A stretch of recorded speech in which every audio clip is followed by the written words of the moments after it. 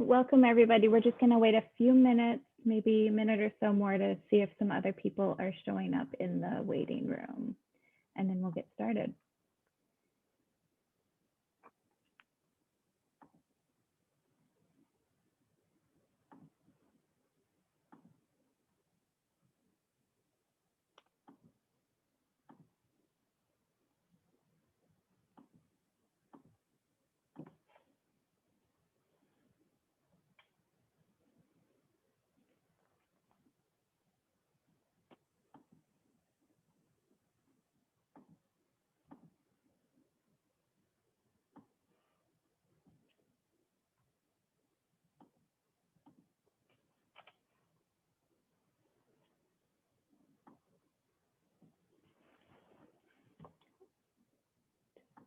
Admit Sasha, and then we'll probably start. Okay.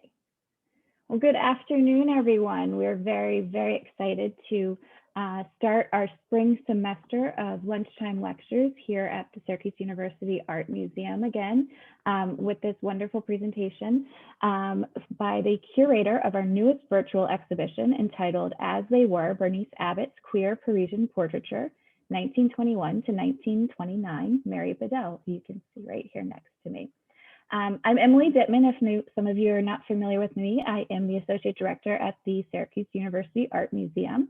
And I just wanted to mention additionally, while this is a virtual exhibition, and if you have not viewed it, I'm going to drop a link to it, a direct link to it in the chat once we get started.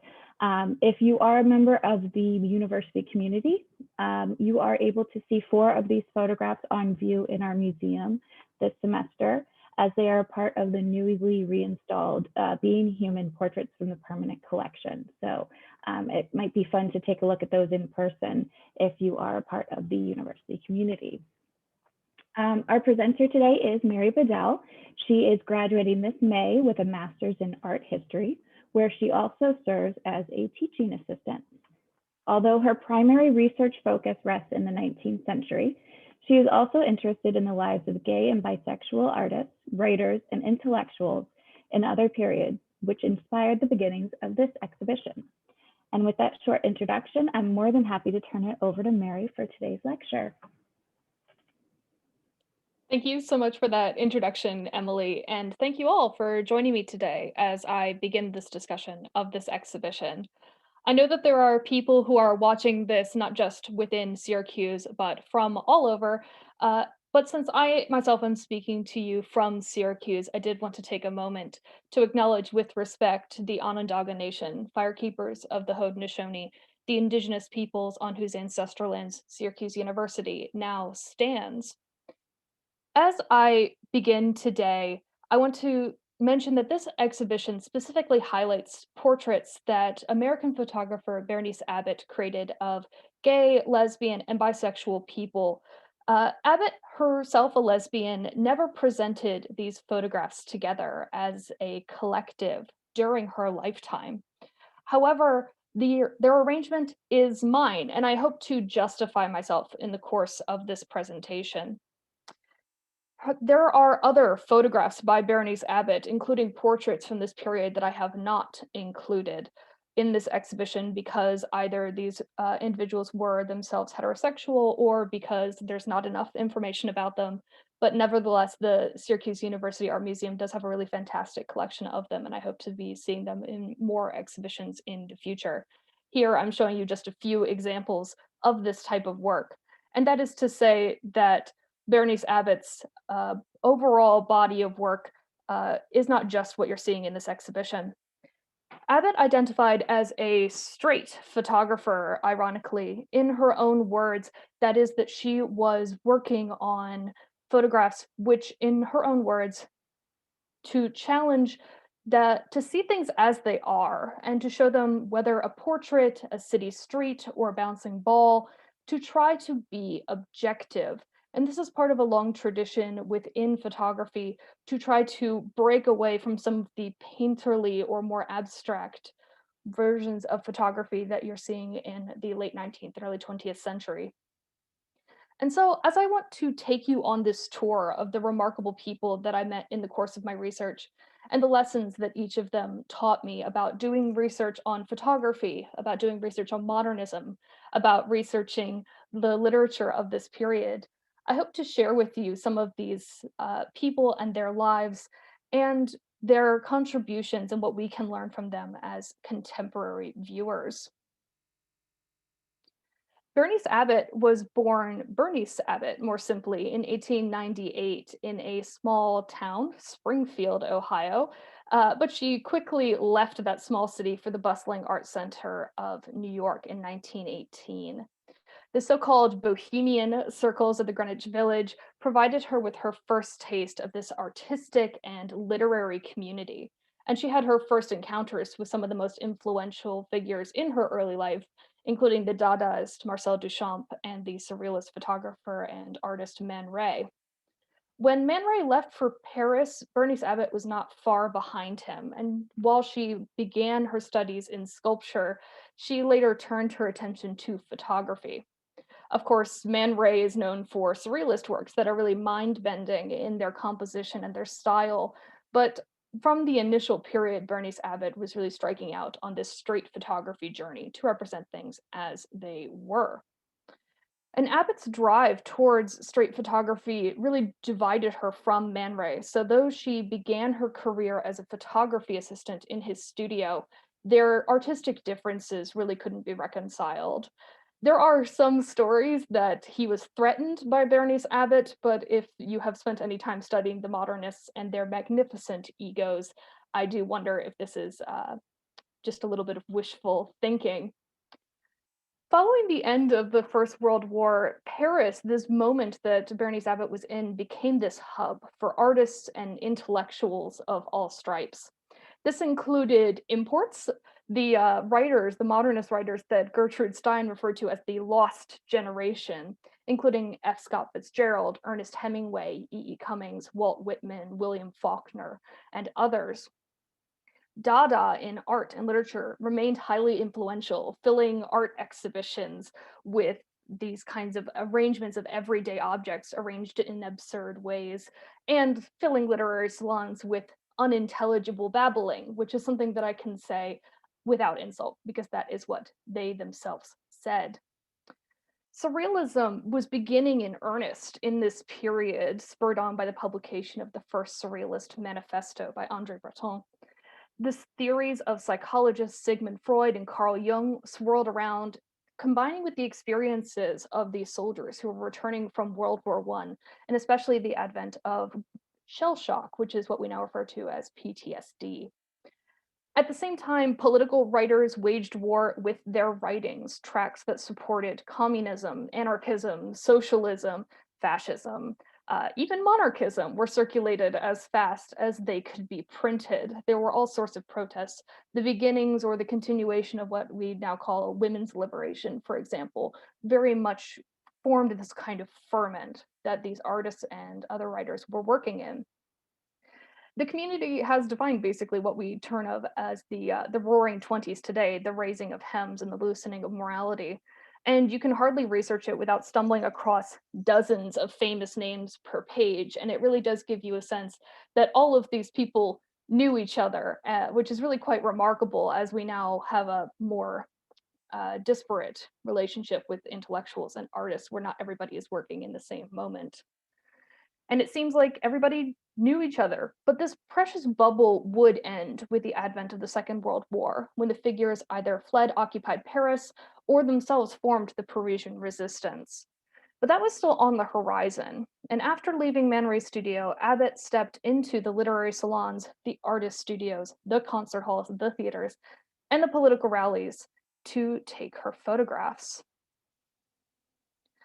I begin with perhaps the most unusual photograph in this exhibition because it is the only one that does not have this kind of 3/4 length photographic pose that Abbott used for many of her other subjects.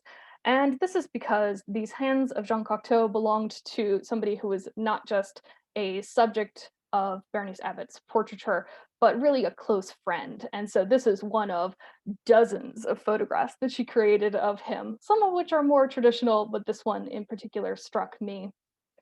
Jean Cocteau is one of the Renaissance men of the early 20th century. He did almost everything. He drew, he designed, he wrote, filmed, and directed. Mostly he wrote, rather a lot.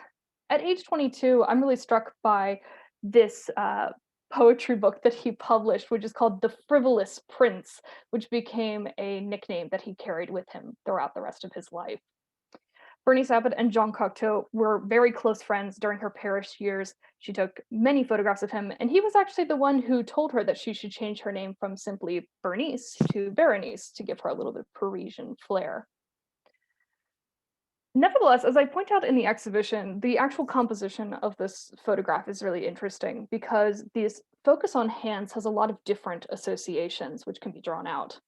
Naturally, since the Renaissance, artists have been portraying themselves with their hands prominently displayed as a mark of their status as artists. The hands become the site of their creativity, the tools that allow them to create something divine, to really become these artistic vessels for divine work.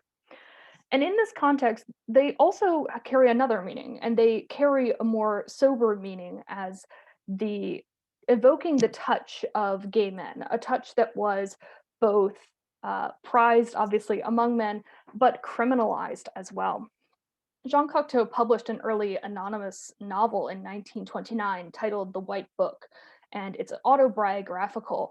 And it begins with the sentence, quote, "As far back as I can remember, and even at an age when the mind does not yet influence the senses, I find traces of my love of boys. I have always loved the strong sex that I find legitimate to call the fair sex. And my misfortunes came from a society that condemns the rare as a crime and forces us to reform our inclinations." And this is a sobering reminder that homosexuality, that gayness remained a diagnosis well into the later 20th century. In the United States, as late as 1973, when the American Psychiatric Association finally removed it as a diagnosis. And elsewhere in the world for longer, including still to this day. And this novel fascinates me, this awareness of his own uh, precarious position, because there's a duality here that Cocteau could publish his love of men in a literary sense, but he could not put his name to it, that he could have an artistic relationship with his coming out that he could not have in his real life. In another way, it represents one of the first connections that Abbott made with another gay person. And indeed, their friendship and their relationship lasted many years, including his introduction by her to other gay and lesbian circles in Paris. And it makes me wonder how long it took Abbott and Cocteau to open up to each other, or if they knew from the beginning, as some of us do know with our friends. And it got me thinking about how important it was to know other people, both to give you a sense of identity during this period, but also to give you very physical access to these underground gay and lesbian clubs which proliferated throughout Paris. The next portrait that struck me is this one of Adrien Monye, the French writer, translator, and publisher. She owned the Parisian bookstore La Maison des Mis Livres from 1910s to 1930s and was responsible for publishing the works of T.S. Eliot, James Joyce, Walt Whitman, E.E. Cummings, Ernest Hemingway, many of them into French for the first time. And her story is one that I took great joy in reading because when she entered into a 36-year relationship with Sylvia Beach, she ignited what I think is perhaps the greatest lesbian love story of the 20th century. Beach owned Shakespeare and Company, the bookstore most closely associated with the lost generation of writers, and which still stands today, and you can still go to see in Paris.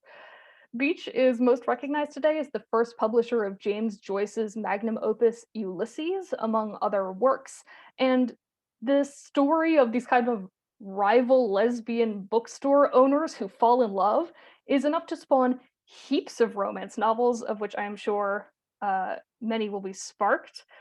And I can't help but imagine them poring over the first edition of T.S. Eliot's The Love Song of J. Alfred Prufrock, which they jointly published in 1925, and their ability to look at these artists who were ignored by some of the more popular literary salons and really catapult them into the forefront of what we think of as the 20th century modern literature. And I have to be honest, as Emily stated at the beginning of this presentation, my background in art history is mostly focused on both the Middle Ages and the 19th century.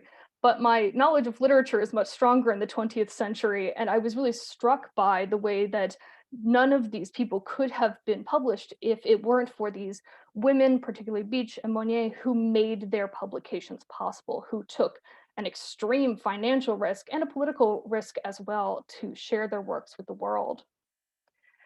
This is also very interesting because many of these publications are bilingual and exported from Paris to other places around the world, including to the United States. And you get a sense that this Parisian scene where they're all working, there are people coming in, immigrants to the scene, there are people who are expatriates who leave the scene.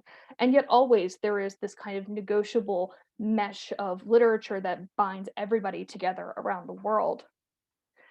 These figures are maypoles in their community, and it is sometimes a little bit disappointing to see them sidelined in the literature because, as I said, it was not possible for any of us to have the works of these amazing modern writers without their contributions and their contributions to, of course, the greatest love story of the 20th century.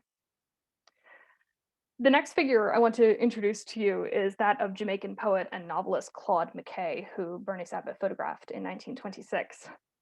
Mckay left his hometown of Sunnyvale in Jamaica to travel to the United States in the 1910s, but he was very disappointed by the political state of Black people that he found there, including the violent racial suppression of the Jim Crow era. And Mckay left the United States disenchanted, but continued to travel, and wherever he traveled, he saw not just the racial oppression of Black people, but also the political oppression of the lower classes and the working classes. He entered into a brief affair with the English labor activist Charles Ashley. And this relationship sparked also his interest in communism and his joining of the Industrial Workers of the World, one of the largest global unions. And he also published poetry in celebration of liberation. One of these poems, entitled If We Must Die, details his faith in the ability of workers to champion their own rights and their inevitable victory. If we must die, let it not be like hogs, hunted and penned in an inglorious spot, while round us bark the mad and hungry dogs, making their mock at our accursed lot. If we must die, oh, let us nobly die, so that our precious blood may not be shed in vain. Then even the monsters we defy shall be constrained to honor us, though dead. O kinsmen, we must meet the common foe, though far outnumbered, let us show us brave, and for their 1,000 blows deal one death blow. What though before us lies the open grave? Like men, we'll face the murderous, cowardly pack, pressed to the wall, dying, but fighting back. And although Mckay later moved on from these radical beginnings and became disenchanted with the kind of utopian promises of communism, that communism or socialism would be the end all, be all of oppression, this radical moment in his life and his literature maintained a great importance throughout the 20th century. And this poem actually appears in one of Winston Churchill's speeches in the 20th century. It had a very long literary afterlife. For his part, rather than continuing on to this, Mckay left Paris for Harlem and contributed his works to what we now call the Harlem Renaissance. He wanted to write emotionally authentic work, showing the bad sides of people as well as the good, which frequently got him into trouble with other prominent members of the Black community in Harlem, including one of his heroes, W.E.B. Du Bois. He had read Du Bois' work, The Soul of Black Folk, early in his career and found it very inspirational, and yet in turn, Du Bois condemned the raunchiness and immorality of Mckay's characters, saying that he was an embarrassment to Black literature as a whole. And so there's this tension here as well, this poignant one about these intersections of identity between Mckay's Blackness, bisexuality, immigrant status, and how these inspired both his claims towards social justice and his desiring to find a political solution, and his literary excellence, even if certain members, including Du Bois, did not recognize it at the time. Mckay's work, his poetry and literature included, maintains its extreme excellence in all these collections of work in the Harlem Renaissance. And his work is some of the ones that I would most highly recommend if you're going to read the work of anybody who appears in this exhibition. The painter Cedric Morris comes up next in my research, and he arrived in Paris under very unusual circumstances. He's born in England in 1889 and quickly took to painting. Although he began with portrait painting, he is most well known today for his complex floral paintings, which blend the flat picture plane of the avant garde with a more concrete subject matter inspired by his beginnings and his home in Sussex. While living in England, Morris began a relationship with the British surrealist painter Arthur Let Haynes. Although Let Haynes was already married to his second wife, Amier, and the three moved and lived in together as a sort of complicated menage a trois. When Amier left for the United States, the gentleman did not go with her and instead moved to Paris, starting off on their own journey together. This was one of the first photographs when I started researching this exhibition that I really wanted to delve into more and to experience the life of this person. And yet I saw for the first time a trend in the scholarship which would haunt me throughout the rest of this work. And that is when writing about Morris's relationship with Let Haynes, scholars would imply that they moved to Paris because the artistic and intellectual circles there were accepting of their gayness or bisexuality. And the implication of many of these scholars, this simply seemingly innocuous phrase, is that the bohemian political and artistic freedom allowed gay people and bisexual people and lesbians to be themselves. And rather, I think it is important for us to consider that these artistic and literary and political figures were not interlopers into a scene that simply tolerated their existence, but rather that they were central pillars to creating a space which allowed them to be themselves. And I think that this simple but clear distinction is so significant as we move forward and begin to consider the lives of these artists holistically, and how their sexuality impacted their work and how the political situation in turn impacted the type of work that they were allowed to do.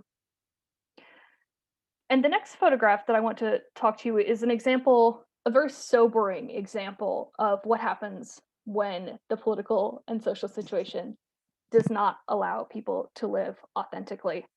And that's the life of Rene Kriel, the noted surrealist writer. While the interwar years in Paris were bright and productive for many of Abbott's subjects, the trajectory of their lives could take dramatic turns. Kriel began as a member of the Dadaists and later moved into creating surrealist work.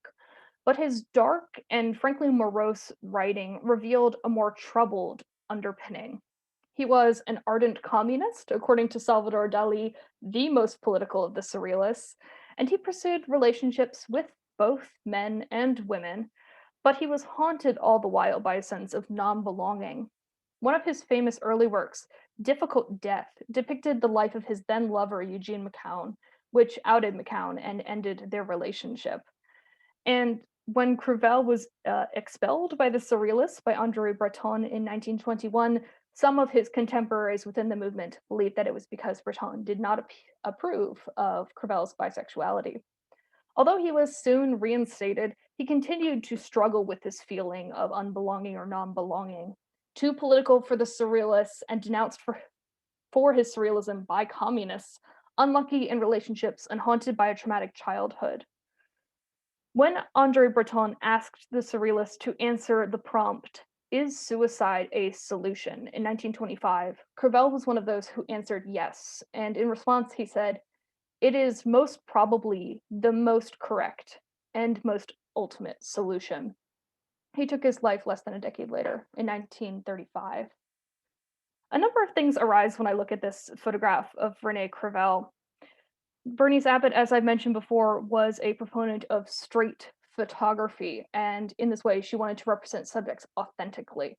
And nevertheless, we should remain skeptical of this. Of course, Ravel chose to dress himself a certain way and to pose himself a certain way, and of course, Bernice Abbott would have had some influence over that. And without meaning to psychoanalyze the dead, I'm struck because he appears in profile. And so he's unable to make eye contact and to make a connection with the viewer. And in Crivel, I see the shadows of dozens of gay, lesbian, and bisexual people who did not survive and who left unfathomable gaps in literature, art, politics, music, film, and history overall by their disappearance. And from Cavell, I'm also struck by the continued state of the mental health crisis among members of the LGBT community today. And I wonder how much of this is excused in academic literature and our own part in it by the glorification and normalization of the so called tortured artist and their pain, the idea that people have to suffer to make great art.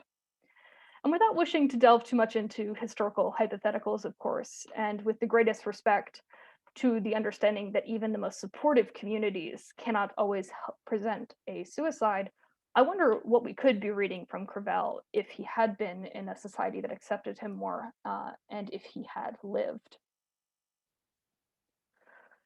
The final image that I really want to introduce to you and to discuss somewhat more at length is the one that kind of captured my attention very early on and held it for a very long time, and that is that of Juna Barnes. Juna Barnes was a writer and the writer of one of the earliest cult classic lesbian novels, Nightwood, which was published in 1936. Like Abbott, Barnes was born in the United States. In fact, they likely knew each other from their time in the Greenwich Village before they traveled to Paris. Barnes worked for the extremely popular McCall's magazine, writing about the Parisian social scene, and then branched out in her work to write about all sorts of women causing trouble, which became very humorous as time went on as well. She contributes voraciously to these dozens of literary magazines, and some of which Bernice Abbott actually created photographs for as well, which might have been another way of rekindling their friendship. She also met her longtime lover, the American artist Thelma Wood, uh, within these literary and artistic circles. And Barnes is interesting to me because she raised so many questions for how we should write about gay, lesbian, and bisexual historical figures. There is a certain group of detractors within academia that claim that this kind of research, focusing on a person's sexuality instead of their work, is disrespectful. And I've come to associate this as the academic equivalent of a well-meaning neighbor saying, I don't mind gay people, but do they have to flaunt it around in front of everyone? Because usually what they mean is that they do mind, and they don't want to think about it, and they don't want to acknowledge it at all. Nevertheless, even as we do try to address this and as we do try to recognize these people, there are some complications which came up in the course of writing this exhibition. Labels that are commonplace today, the ones that I've been using throughout this exhibition, including gay, lesbian, and bisexual, transgender as well, are very new. Indeed, the title of this exhibition includes the word queer, which remains controversial today within the LGBT community, and certainly was during this period as well, used as a term of disparagement, meaning odd. And the slipperiness of these words conveys something of the slipperiness of identity, how figures locate themselves within the realms of same-sex attraction, and how this changed over time. Today, Juna Barnes is known as the writer of one of the earliest lesbian novels, but later in life she claimed that she was not a lesbian, although she only loved Thelma. This is despite the fact that she had several other very well documented relationships with other women.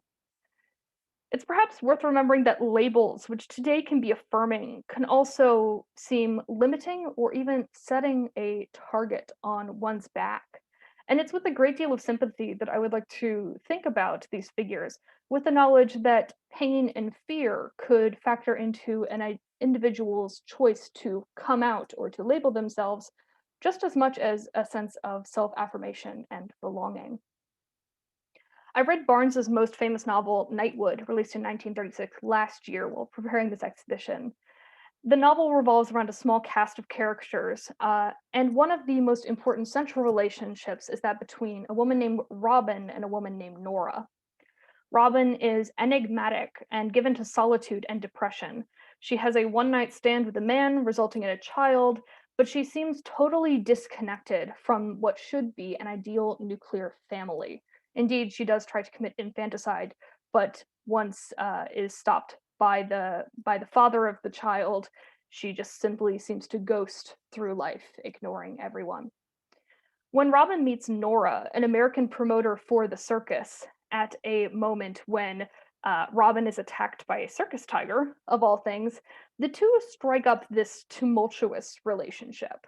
And Nora becomes frustrated that Robin will not let her in, that they cannot truly communicate with one another. Nora spends most of her time holed up in their tiny apartment, filled with knickknacks, that takes on this kind of monumental, almost waste of time as it's filled with all of this nonsense, pining for Robin to return, surrounded by all of their things, but without a relationship with Robin in turn. But even when Robin does return, things are rarely rosy, and the two are unable to really consummate a friendship with each other that feels mutually beneficial. And so this passage strikes me a lot, that Robin told only a little of her life, but she kept repeating in one way or another her wish for a home, as if she were afraid she would be lost again, as if she were aware, without conscious knowledge, that she belonged to Nora, and that if Nora did not make permanent by her own strength, she would forget. In this passage, we see a glimpse into a character who struggles with a sense of home and with a sense of belonging. Robin, who seems throughout the rest of the story to be totally disconnected from other people, completely latches on to Nora as a person who could give her a sense of home and who could make her marginal and transitory life seem permanent and real. The codependency eventually becomes the end of the relationship when Nora cannot perform this impossible task, as no person can perform for another person. Robin leaves her for a woman named Jenny. Although the two reunite at the end of the story, their separation is one of the most harrowing parts of the novel. Nightwood is not biographical, yet it carries many of the major themes of this exhibition. The major theme that has struck me throughout this research has been the significance of community and belonging. Today, in much, though not all of the world, gay, lesbian, and bisexual people have constructed communities for ourselves. They have been rooted in institutions like gay nightlife, but also in these kinds of artistic centers, the same types that existed in Paris. Yet many of these places have been challenged, particularly in the era of COVID-19, of course, when in person communities had broken down. And while looking at Bernice Abbott's photographs, I'm very struck by the importance of building relationships that allow us to meet face to face with other people and of conveying a sense of community history that can be handed down through time. And I hope that though this presentation has been very brief, it has inspired you to look up at least one of the people who appear in this exhibition and to engage with their work artistically or in the literature and poetry that we've also seen. I have not discussed everybody who appears in the exhibition, and so I would briefly like to recommend the work of the prize-winning poetry of Edna St. Vincent Millay, the Baroque symbolism of André Gide, the Cubist experimental paintings of Marie Laussenne, and the biting and acerbic journalism of Janet Flanner. In an era of disinformation, and one in which reactionary political backlash to social justice remains a constant threat, the lives of the Parisian bohemians and the photographer who captured them remains a poignant reminder that some of the best work flourishes in communities and among friends. Some of these figures survived the end of the interwar years and the dissolution of the Paris artistic scene, and then they came back to enliven the city in the mid to late 20th century. Others moved to other artistic centers, for example, in New York or San Francisco. And others, as I have mentioned, did not survive. And yet, for all of them, the 1920s, this moment remained a time in their lives when they could both be themselves around other people who were also gay, lesbian, or bisexual, and could produce some of their best work artistically and intellectually. And I do not think that this is a coincidence, but rather that places which do allow for a sense of freedom create the best artwork. Thank you very much for joining me for this presentation today. I will answer any questions if you have them, but if not, I really appreciate you being here.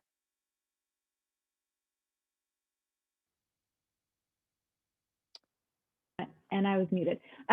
Thank you, Mary. That was a wonderful presentation. And it was, I do have to say, Mary has done a lot of research on an artist that she mentioned. We have a great deal of work from in the museum's collection, over 700 pictures, photographs by Bernice Abbott.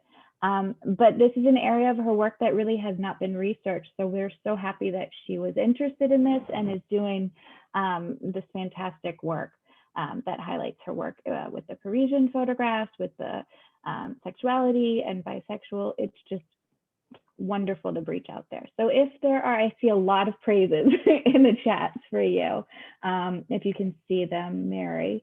But if anyone has any questions, please feel free to unmute yourself, or if you'd like to say something, or as Mary said, we can just, convene. But it's a nice note from Bill. As a longtime photography person and admirer, I'm delighted to have been introduced to you from this important facet of Abbott's picture, which I had no idea, and for that I am grateful. Me as well. Like I said, I think that this is fantastic that you started doing this look into her and really started to dive into it to give a more rounded presentation and analysis of her as a person and as an artist. So, and a lot of great jobs and wonderful presentations. We do have a question from Romita, though, Mary. Two questions, actually. How do the sartorial choices of the city or the sitters help us analyze the making of the photographs? That's the first question. I'll let you go ahead with that. I'm so glad you asked, because one of the things that actually happens while I was looking at these photographs is a kind of unconscious, what we could informally call gaydar. The idea that you can tell if somebody is gay just by looking at them.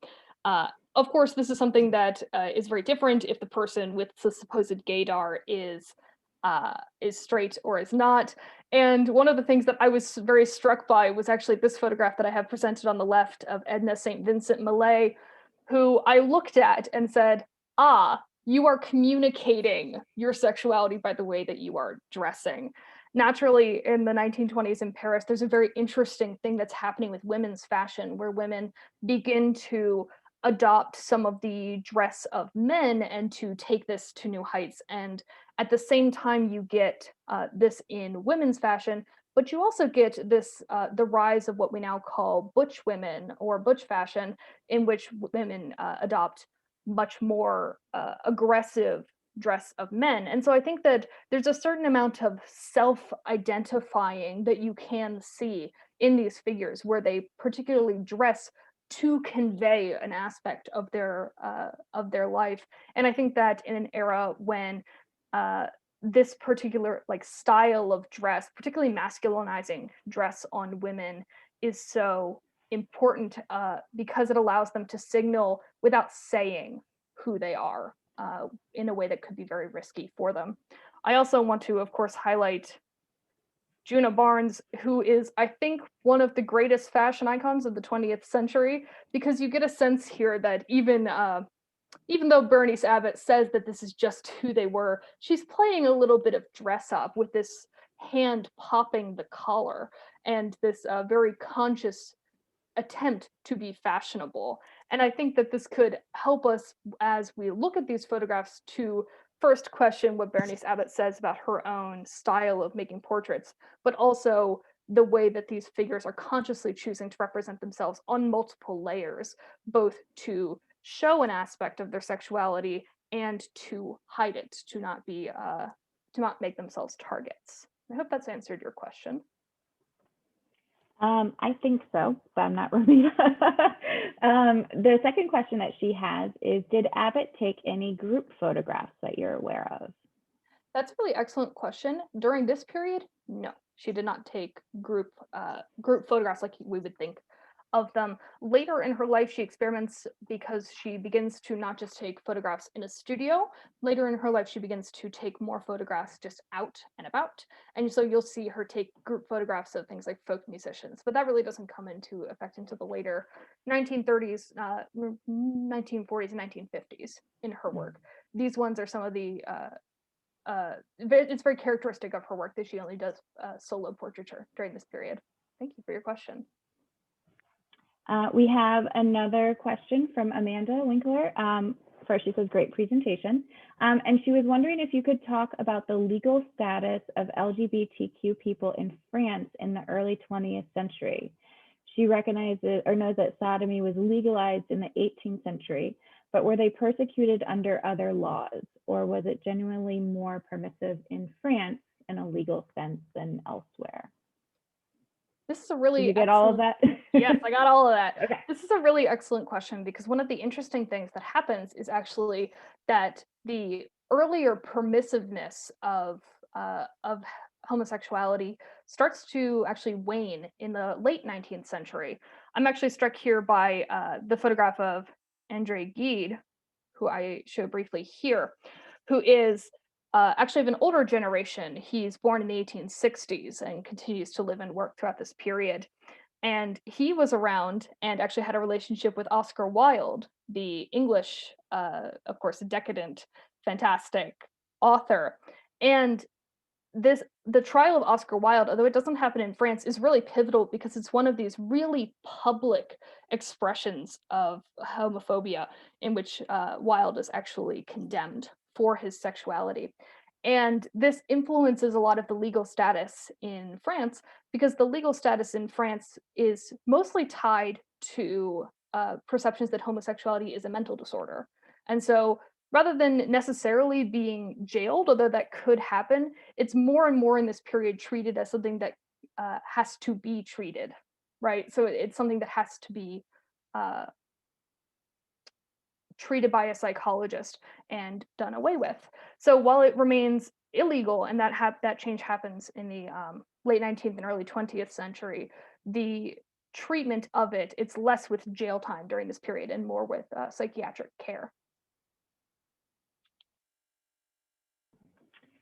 We have a question from Erin Cassidy, and Amanda says, thank you for your answer. Is there a trend of men looking off camera and women looking directly into the camera in Abbott's photographs? That is actually a very interesting question. These photographs, I will pull this one. It's not universal, the poses of the photographs, and it seems to have more to do with personal choice. Of course, what we have here are just one photograph that she might have produced at this period, but most of these exist in multiple iterations. So there's photographs of Claude Mckay where he looks closer to the side. For example, there's photographs of Cedric Morris where he's holding more objects than he is here. So here he holds a simple object. I think it's either a pipe or a pen. And so I think that's, while a good observation, more incidental to the photographs that happen to be in the SU Art Museum's collection, and less to do with a conscious gendering of the photographs.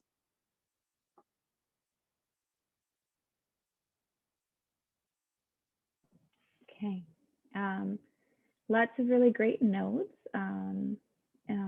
One of our former students, Jenna, who worked with us in the art collection, says amazing presentation, loving seeing the representation within the collection, and she knows the collection very well, so that's a high praise from her. It's just some thank yous and well wishes and great presentation. So if anybody has any last questions, feel free to chime in, or we can say goodbye. Wait for a few minutes. Yeah, I will say thank you everybody who has had questions. If there are any last minute ones, I'm obviously happy to answer them, but if not, you guys have been very wonderful and very responsive so far. Mm-hmm. And I recognize a lot of your names. I recognize a lot of you who are attending. And like I mentioned before, when I introduced the presentation, 4 of the photographs from her show are physically on display in our museum galleries. And while we are unfortunately closed to the general public this semester, continuing university affiliated Syracuse University affiliated and SUNY ESF students and faculty can come visit us during our open hours. So I urge you to come see these in person, because while it's a wonderful presentation virtually, it's even better when you get to see them up close in person. So. All right, well, thank you so much again, Mary. Really appreciated it. And please check out her virtual exhibition if you have not spent some time with it. She has some wonderful interpretive didactic label copy, and we, again, are very appreciative to her and her research and being able to work with her on this collaboratively. Yes, thank you so much, Emily, and thank you to the support, of course, of the SU Art Museum. The whole team has been very fabulous as I've been putting this together and helping me bring it to life. So thank you very much, and thank you to everybody for coming. All right. Bye.